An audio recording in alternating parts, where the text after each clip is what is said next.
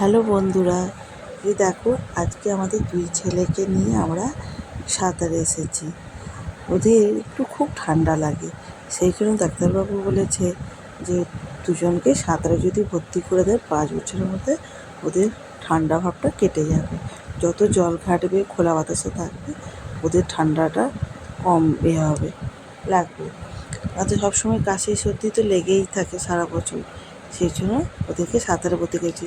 এবার এমন ওদেরও খুব ইচ্ছা যে সাঁতার শেখার, খুব আনন্দ পাচ্ছে। এই যে জলে নেমেছে, কেউ উঠতে চাচ্ছে না।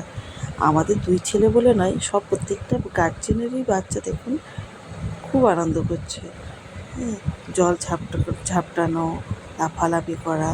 হ্যাঁ, জল দেখলে বাচ্চারা তো ঘরে এমন আনন্দ পায়, জল ছাড়তে চায় না। তা বলে আবার এত জল দেখতে পেয়েছে, অত সহজে উঠতেই চাইবে না। খুব আনন্দ করছে। ওদের আনন্দ দেখে আমরাও খুশি, সেই জন্য ভাবলাম আপনাদের সাথেও একটু কিছু শেয়ার করে দিই। চলো, তোমাদের এই ভিডিওগুলো দেখতে কেমন লাগছে কমেন্ট করে জানাবে। দেখো এখানে এখানে সব বাচ্চারা লাইন গোল করে বস করে দিচ্ছে যে স্যার, হ্যাঁ, দিয়ে গায়ে জল ছিটকাচ্ছে।